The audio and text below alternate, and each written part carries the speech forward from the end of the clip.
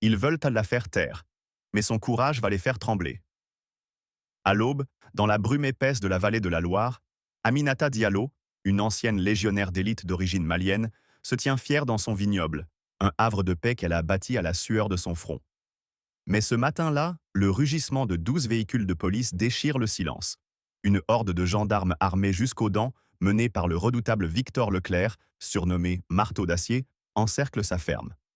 Leur prétexte? Une accusation fallacieuse de possession de stupéfiants, une insulte à peine voilée à ses origines. La colère bouillonne dans les veines d'Aminata alors qu'elle voit leurs bottes piétiner ses vignes, écrasant des grappes mûres, symbole de son labeur. Leclerc, avec un rictus méprisant, crache « Toi, l'étrangère, tu crois mériter cette terre ?» Chaque mot est un coup de poignard, ravivant les cicatrices d'une vie marquée par le racisme. Mais Aminata, forgée dans les combats du Sahel, ne plie pas. Dans l'ombre, ses drones de surveillance qu'elle a programmés elle-même capturent chaque mouvement. Une lueur de défi brille dans ses yeux. Ils veulent la briser, mais ils ignorent qu'elle est une tempête prête à éclater.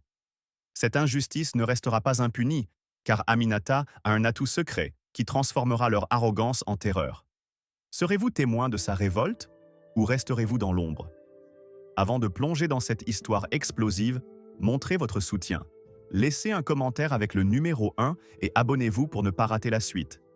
Si vous n'êtes pas convaincu, donnez un like pour défier les injustices avec nous.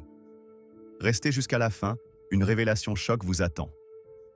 Le soleil, à peine levé, baigne les vignes de la vallée de la Loire d'une lumière dorée, mais l'air est chargé d'une tension suffocante. Aminata Diallo, encore secouée par l'invasion brutale des gendarmes sur sa propriété, serre les poings, ses ongles s'enfonçant dans ses paumes. Les bottes des intrus ont laissé des traces boueuses sur son sol sacré, mais ce n'est que le prélude d'une guerre qu'elle n'a pas choisie.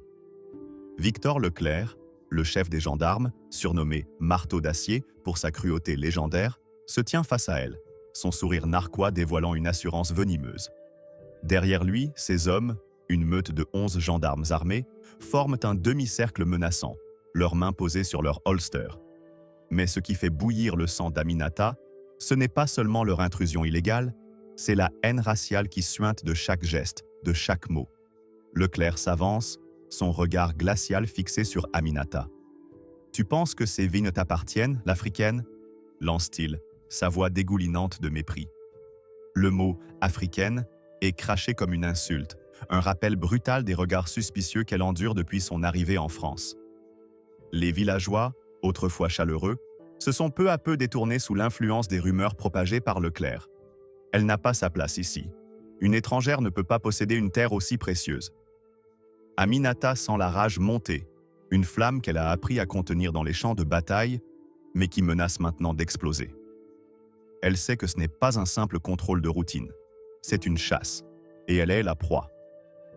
Un des gendarmes, un colosse au visage marqué par une cicatrice, s'approche d'un vieux chêne où Aminata a gravé les initiales de sa famille, un hommage à ses ancêtres maliens. Avec un ricanement, il sort un couteau et commence à lacérer l'écorce, arrachant des copeaux de bois. « Ça te fait mal, hein ?» grogne-t-il, jetant un regard provocateur.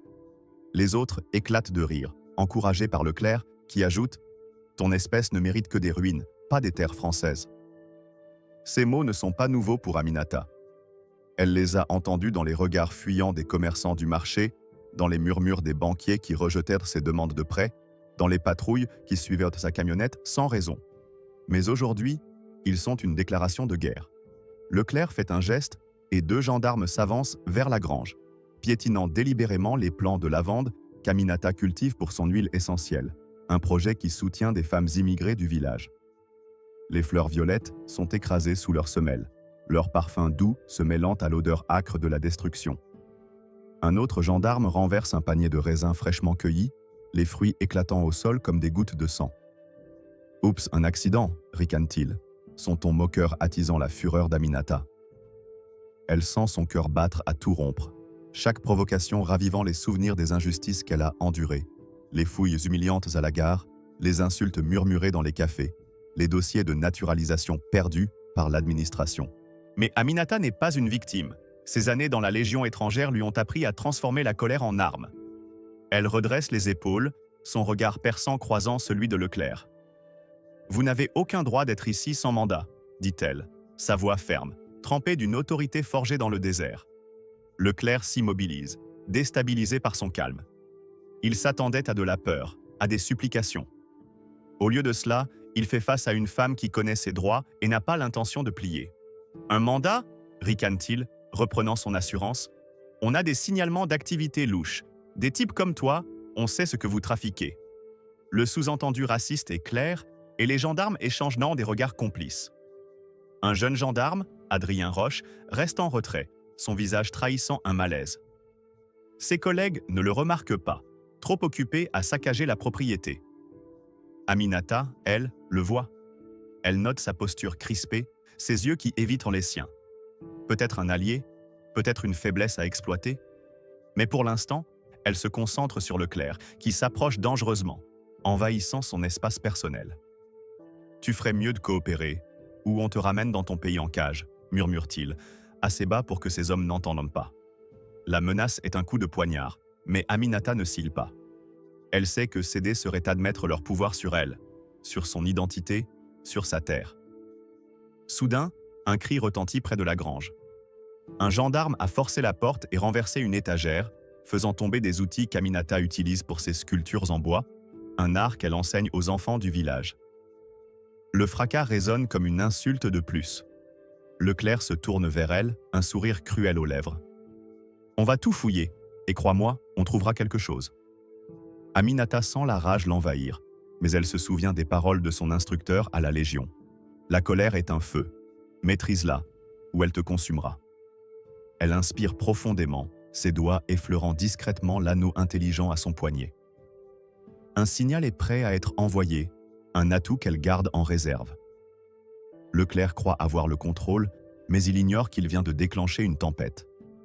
Les vignes massacrées, les insultes racistes, les provocations, tout cela alimente la détermination d'Aminata. Ils veulent la briser, mais ils vont bientôt découvrir qu'elle est une force qu'ils ne peuvent contenir. La fureur d'Aminata Diallo bouillonne, contenue à peine par des années de discipline militaire, alors que les gendarmes de Victor Leclerc saccagent son vignoble dans la vallée de la Loire. Les insultes racistes, les vignes piétinées, les outils brisés, chaque acte est une provocation calculée pour la faire craquer. Mais dans l'ombre de sa ferme, un grondement sourd s'élève, prêt à renverser la donne. Aminata, immobile face à Leclerc, sent le poids de l'injustice peser sur ses épaules, mais elle n'est pas seule. Sous le regard arrogant du marteau d'acier, elle active un signal discret avec son anneau intelligent, un bijou high-tech qu'elle a conçu pour communiquer avec ses alliés les plus redoutables. Les gendarmes croient dominer la scène, mais ils sont sur le point de découvrir une force qu'ils n'auraient jamais imaginée. Soudain, un silence oppressant envahit la cour.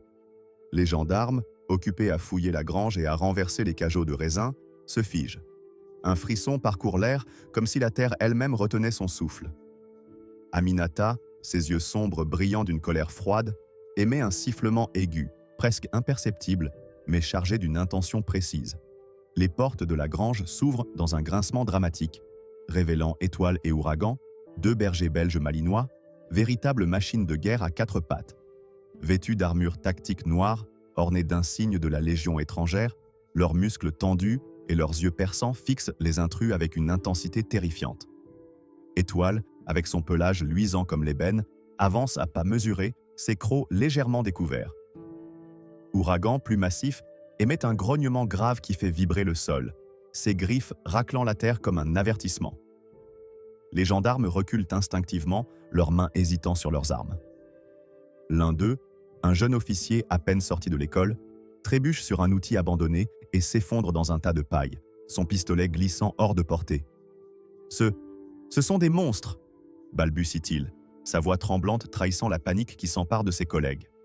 Leclerc, dont l'arrogance vacille pour la première fois, tente de reprendre le contrôle. « Contrôle tes bêtes, ou je te fais arrêter pour agression », aboie-t-il, mais son ton trahit une peur qu'il ne peut dissimuler. Aminata, droite comme un roc, ne scille pas. « Ce ne sont pas des bêtes, Leclerc, » répond-elle, sa voix tranchante comme une lame. « Ce sont des soldats, entraînés pour protéger ce qui est juste, et vous venez de franchir une ligne. Étoile et Ouragan, formés dans les missions antiterroristes au Sahel, ne sont pas de simples chiens.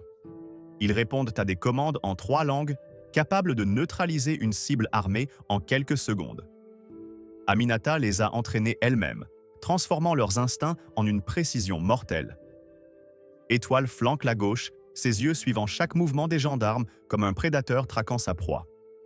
Ouragan, positionné entre Aminata et Leclerc, bloque l'accès à la maison, son regard fixé sur le chef des gendarmes. Un détail attire l'attention d'Aminata.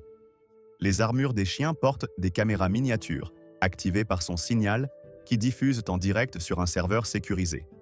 Chaque insulte, chaque acte de vandalisme est enregistré, prêt à devenir une arme contre Leclerc. Un gendarme, plus téméraire ou plus inconscient, tente de s'approcher de la maison.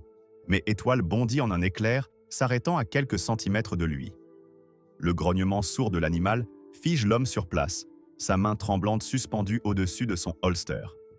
Un pas de plus, et tu regretteras d'être né, murmure Aminata, sa voix empreinte d'une autorité qui fait frissonner même le jeune Adrien Roche, le gendarme mal à l'aise. Leclerc, rouge de colère, hurle. « C'est une menace contre des officiers.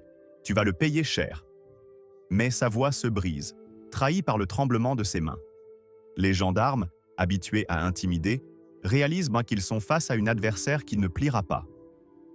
Dans un élan de défi, Leclerc s'avance, pointant un doigt accusateur vers Aminata. « Tu crois que tes chiens vont épargner la prison? On va raser cet endroit, et toi avec. » Ces mots, chargés de haine raciale, font bouillir le sang d'Aminata. Elle pense à ses ancêtres, à sa mère qui a fui la guerre pour offrir une vie meilleure, à toutes les fois où elle a dû ravaler sa colère face aux humiliations. Mais aujourd'hui, elle ne se taira pas. « Vous voulez la guerre, Leclerc ?» dit-elle, son ton glacial faisant reculer un autre gendarme. « Vous venez de la déclencher. » À cet instant, un bourdonnement discret se fait entendre.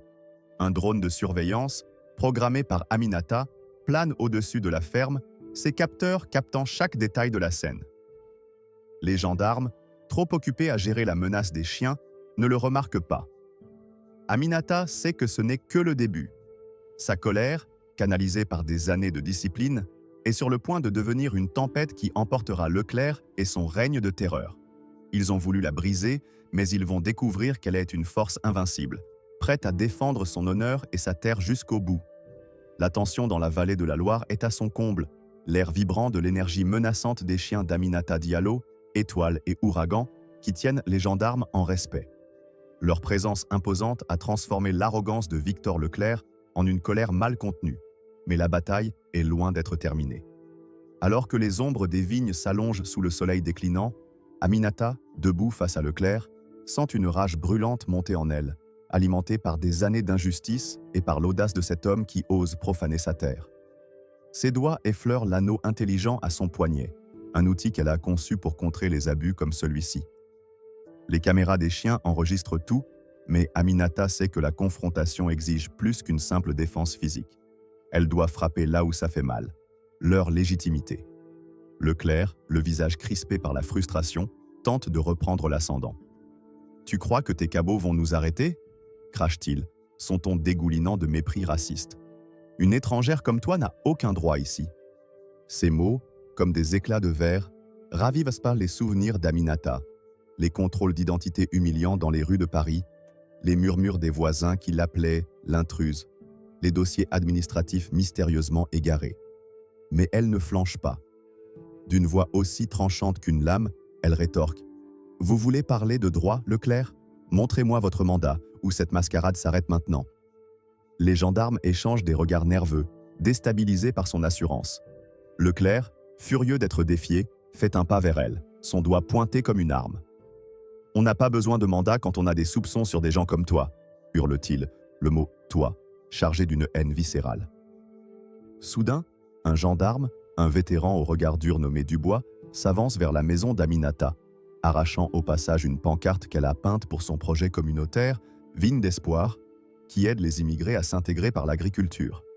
Il la jette au sol et l'écrase sous sa botte, ricanant « Ton espoir, on va le réduire en cendres. » Ce geste, symbole de mépris pour tout ce qu'Aminata a construit, fait jaillir une colère incandescente dans son cœur. Elle pense aux femmes qu'elle a formées, aux enfants qui viennent apprendre dans son vignoble, à sa lutte pour prouver qu'elle appartient à cette terre. « Vous ne toucherez pas à ma maison », déclare-t-elle, sa voix résonnant comme un ordre militaire. Leclerc éclate d'un rire méprisant. Et qui va nous en empêcher? Toi? Une femme? Une étrangère? Il fait signe à ses hommes, qui commencent à avancer, leurs mains sur leurs armes. Aminata active un second dispositif dans son anneau, un micro intégré qui enregistre chaque mot, chaque menace. Elle sait que la justice française, bien que lente, ne peut ignorer des preuves aussi flagrantes. Vous violez la Constitution, dit-elle, son ton glacial faisant vaciller l'assurance de Leclerc. Sans mandat, chaque pas que vous faites ici est illégal. Leclerc, rouge de rage, s'approche à quelques centimètres de son visage. Tu oses me donner des leçons de loi? Siffle-t-il, assez bas pour que ses hommes n'entendent pas. Les gens comme toi ne méritent prendre que des menottes. L'insulte raciale, à peine voilée, est un coup de plus. Mais Aminata reste impassible, son entraînement militaire lui permettant de canaliser sa fureur en une stratégie froide et calculée.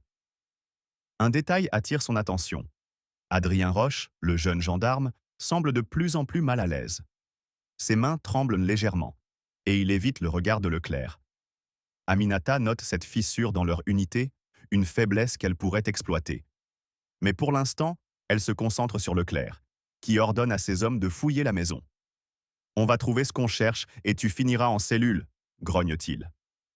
Un gendarme, plus zélé, fracasse une fenêtre de la véranda, le verre éclatant en 1000 morceaux. Le bruit résonne comme une insulte à la mémoire de sa famille, qui a tout sacrifié pour qu'elle puisse vivre libre. Aminata sent la colère menacée de la submerger, mais elle se souvient des paroles de son père, un ancien combattant malien. Ils veulent ton feu, mais donne-leur ta glace. Dans un mouvement discret, elle ajuste son anneau, activant une alarme silencieuse qui envoie un signal à une application qu'elle a développée pour alerter ses alliés, un réseau de vétérans et d'activistes locaux. Chaque seconde qui passe renforce sa position. Leclerc, ignorant qu'il est filmé et enregistré, continue son assaut verbal. « Tu penses que ton passé de légionnaire te rend spécial ?» lance-t-il, son ton dégoulinant de sarcasme. « Ça ne change pas ce que tu es. » Ces mots, chargés de haine raciale, sont la goutte d'eau qui fait déborder le vase. Aminata, les poings serrés, fixe Leclerc droit dans les yeux. « Ce que je suis ?» rétorque-t-elle, sa voix tremblante de rage contenue. « Je suis une citoyenne française, une soldate décorée, et vous, vous n'êtes qu'un tyran qui salit votre uniforme. » Le silence qui suit est lourd, presque palpable. Les gendarmes, déconcertés par son audace, hésitent. Leclerc, sentant son autorité vaciller, hurle « Fouillez tout ! Si elle résiste, menottez-la !» Mais Aminata, immobile, sait que le vent tourne. Ses chiens, étoiles et ouragans, grognent doucement, prêts à agir sur un simple signal. Les caméras, les enregistrements, l'alarme, tout est en place.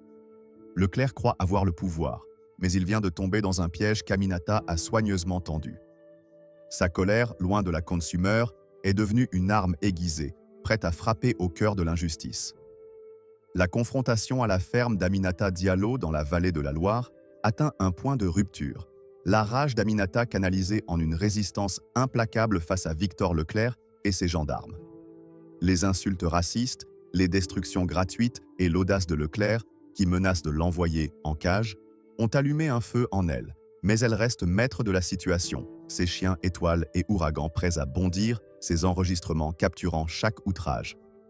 Alors que Leclerc ordonne une fouille illégale de sa maison, le crépuscule enveloppe les vignes d'une lumière pourpre, comme un présage de la tempête à venir. Aminata, immobile, sent une nouvelle vague de colère monter, non pas aveugle, mais affûtée comme une lame. Elle sait que son combat ne se limite pas à sa ferme. C'est une lutte pour sa dignité, pour toutes les voix étouffées par l'injustice. Un grondement de moteur déchire soudain le silence tendu. Une camionnette blanche, ornée du logo « Vérité vive », surgit au bout du chemin de terre, soulevant un nuage de poussière.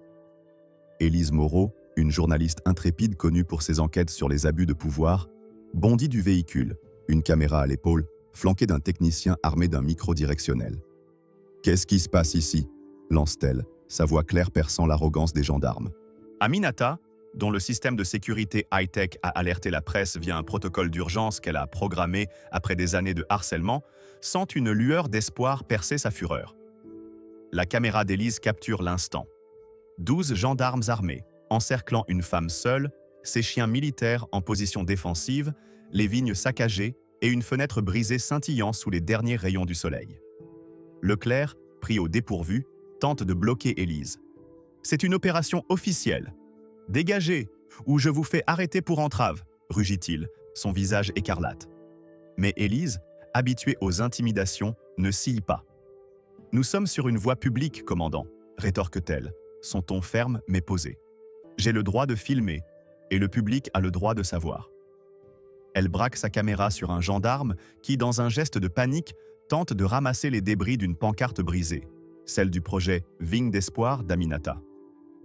La foule de villageois, attirés par le vacarme, commence à se rassembler à l'orée de la propriété, leur téléphone brandi, filmant l'altercation. Leur murmure indigné « C'est une honte. Laissez-la tranquille !» ajoute une pression palpable. Aminata saisit l'opportunité, sa voix s'élevant avec une autorité militaire. « Commandant Leclerc, vous n'avez ni mandat ni cause légale pour être ici, » déclare-t-elle, chaque mot pesé pour être entendu par la caméra et la foule. « Vous détruisez ma propriété, vous proférez des insultes racistes, et tout est enregistré. » Elle tapote son anneau, un geste subtil mais chargé de défi, rappelant à Leclerc que ses actes sont documentés. La mention des enregistrements fait blêmir un gendarme, celui qui a fracassé la fenêtre, qui échange un regard inquiet avec un collègue. Leclerc, sentant la situation lui échapper, explose. « Tu crois qu'une caméra va te sauver ?» siffle-t-il, s'approchant d'Aminata, son poing serré. « On va te faire regretter d'avoir ouvert la bouche. » Mais la présence de la presse change la dynamique. Élise, avec un sang-froid remarquable, zoome sur Leclerc, capturant son expression menaçante. « Commandant, voulez-vous répéter cela pour nos téléspectateurs ?» demande-t-elle, sa voix teintée d'ironie. Les villageois, enhardis, s'avancent, formant une barrière symbolique entre Aminata et les gendarmes. Une vieille femme, Madame Dupont, connue pour son franc-parler au marché, pointe un doigt accusateur vers Leclerc. « Vous harcelez cette femme parce qu'elle n'est pas comme vous !» crie-t-elle, sa voix tremblante d'indignation. « On en a assez de vos abus. » La foule murmure son approbation, et Leclerc, pour la première fois, semble déstabilisé, ses yeux passant nerveusement de la caméra aux villageois. Adrien Roche, le jeune gendarme mal à l'aise, recule d'un pas, son visage marqué par un conflit intérieur.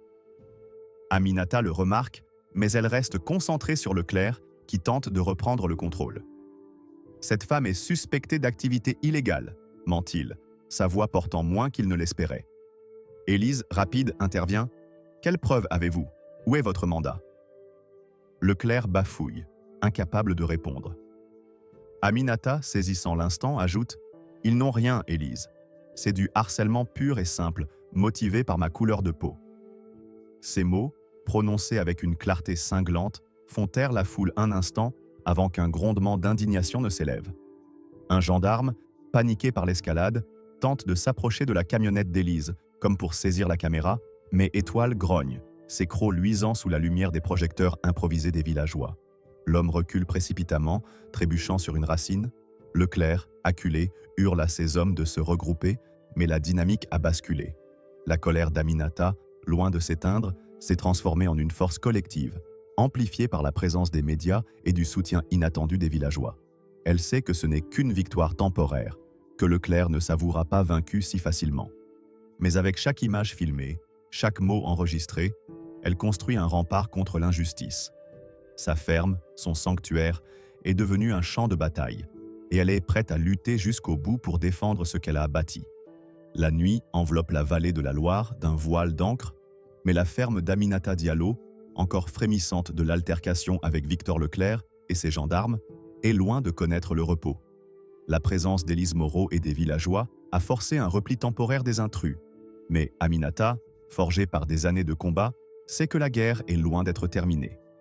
Sa colère, un brasier soigneusement maîtrisé, brûle plus fort que jamais, alimenté par les insultes racistes et les destructions gratuites. Alors que la foule se disperse et que les phares de la camionnette de Vérité Vive s'éteignent, une tension sinistre s'installe. Aminata, debout dans l'obscurité, scrute les ombres des vignes, ses sens aiguisés par l'instinct militaire. Étoile et Ouragan, ses chiens d'élite, patrouillent silencieusement, leurs armures tactiques luisant sous la lune. Elle sait que Leclerc, humilié, ne laissera pas l'affront impuni.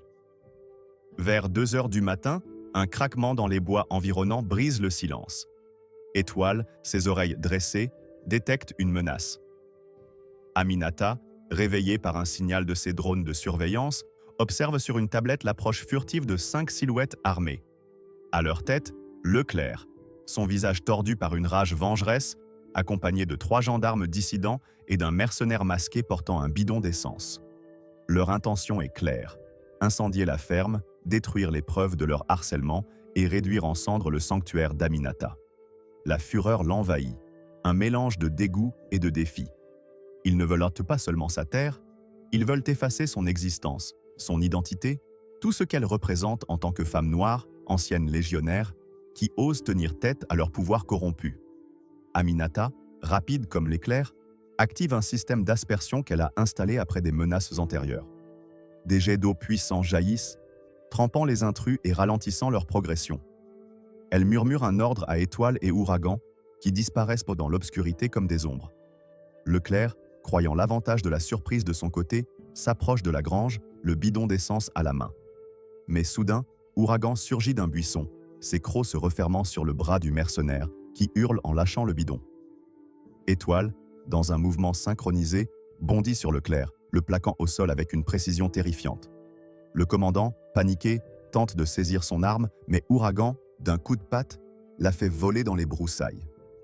Les 3 autres gendarmes, pris au dépourvu, dégainent leurs pistolets, mais les drones d'Aminata, équipés de projecteurs aveuglants, s'élèvent dans le ciel, illuminant la scène comme un tribunal en plein air. « Vous pensiez pouvoir brûler ma vie ?» rugit Aminata, émergeant de l'ombre, une lampe tactique à la main, son visage un masque de colère pure. « Vous croyez que votre haine peut m'effacer ?» Leclerc, cloué au sol par Ouragan, tente de se débattre, mais le chien grogne, ses crocs à quelques centimètres de sa gorge. Les villageois, alertés par le vacarme et les lumières, affluent de nouveau, certains armés de fourches et de lampes torches, leur voix s'élevant en un chœur d'indignation. Madame Dupont, la vieille femme du marché, pointe un doigt accusateur vers Leclerc. « Vous êtes une honte pour la France !» crie-t-elle, sa voix portée par la foule. Aminata, voyant le chaos, active une sirène stridente via son système de sécurité, transformant la nuit en un spectacle de justice improvisé. Un des gendarmes, un homme nommé Fournier, tente de s'enfuir, mais Étoile le rattrape, le coinçant contre un arbre. Le mercenaire, son masque arraché, révèle un visage marqué par des cicatrices, un ancien soldat radié pour corruption, connu dans la région pour ses liens avec des promoteurs immobiliers véreux. Aminata, sa colère à son apogée, s'approche de Leclerc, toujours immobilisé.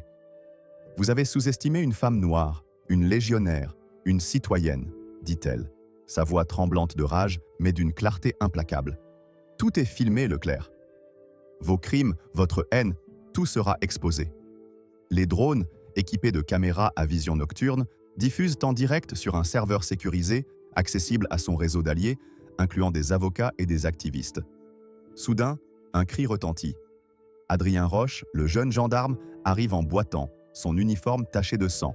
« Leclerc m'a menacé !»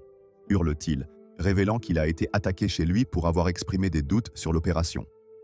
Sa présence, combinée à la foule et aux drones, brise définitivement l'assaut de Leclerc. Les villageois, galvanisés, forment un cercle autour des intrus, empêchant toute fuite. Élise Moreau, alertée par un message automatisé du système d'Aminata, revient avec son équipe, filmant la scène chaotique. Leclerc, humilié et désarmé, tente un dernier sursaut de défi. « Tu ne gagneras pas, Diallo !» grogne-t-il, mais sa voix est noyée par les cris de la foule. Aminata, debout au centre de ce tribunal improvisé, sent sa colère se muer en une détermination froide. Chaque insulte, chaque acte de destruction a renforcé sa résolve.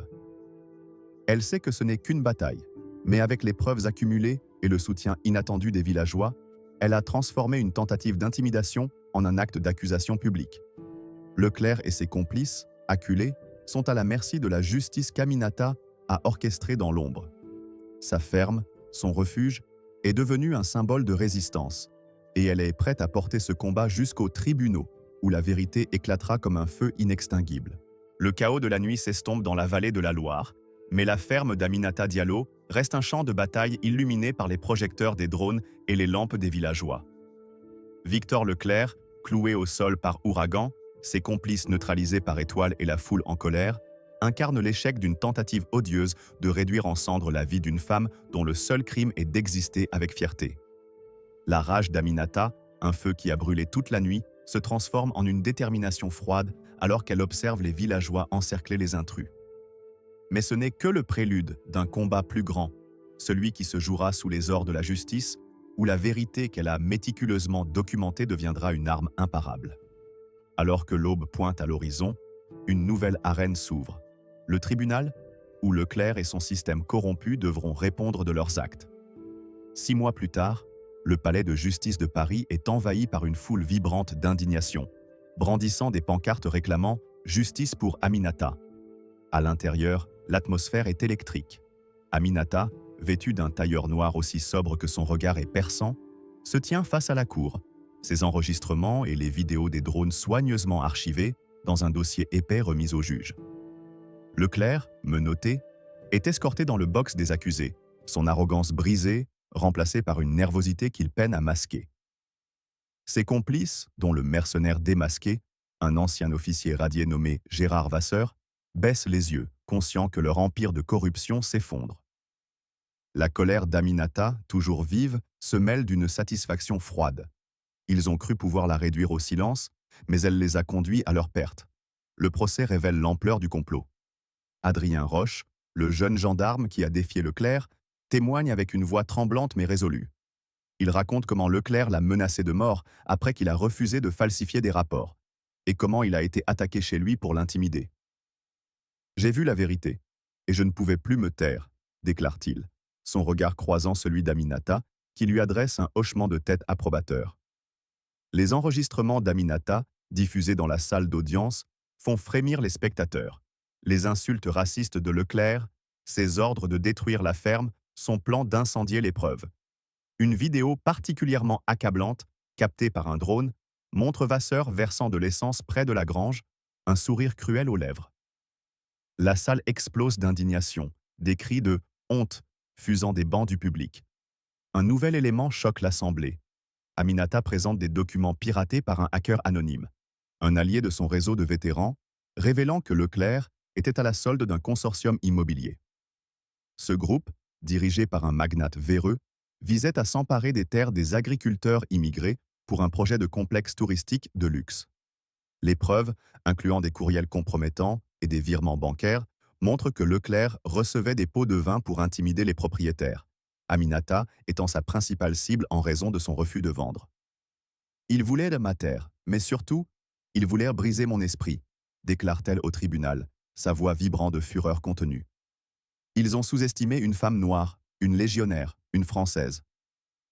La foule dehors, galvanisée par les retransmissions en direct des médias, scande le nom d'Aminata. Élise Moreau, la journaliste de Vérité Vive, est au premier rang, son reportage transformant l'affaire en un scandale national.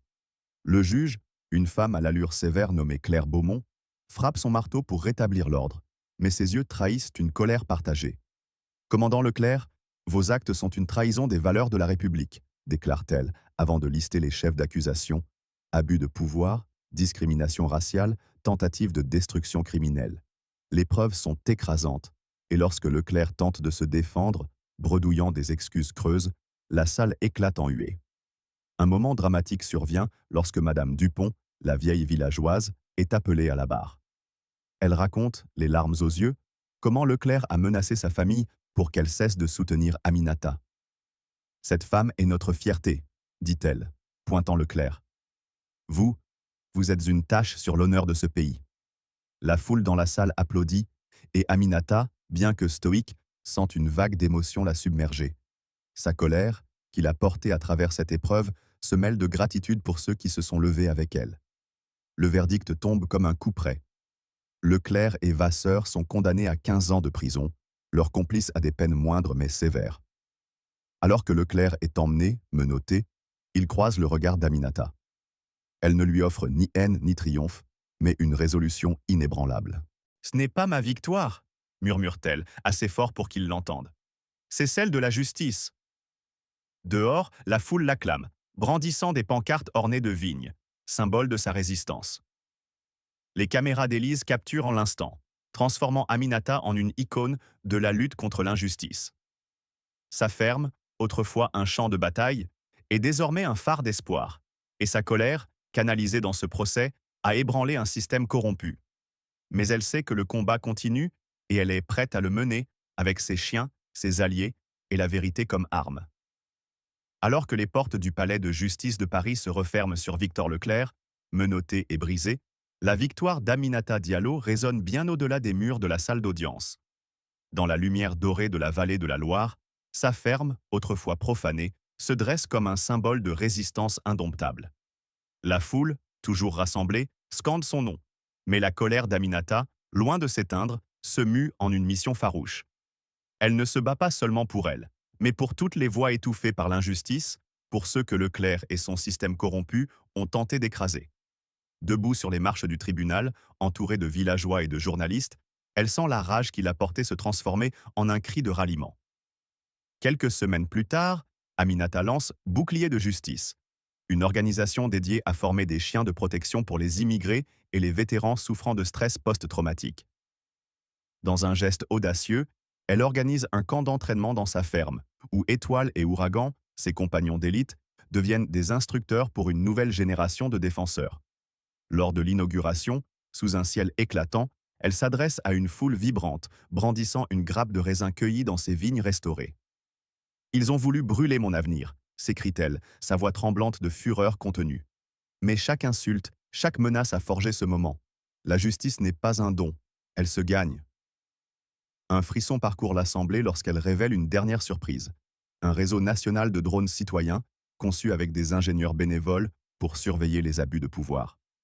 « Plus jamais ils ne frapperont dans l'ombre », déclare-t-elle, pointant le ciel où un drone s'élève, symbole de vigilance. Les villageois l'acclament, Madame Dupont en larmes, Élise Moreau filmant chaque mot. Aminata, les poings serrés, conclut « Nous sommes la tempête qui balaie l'injustice ». Sa ferme devient un sanctuaire, son combat un étendard pour une France plus juste.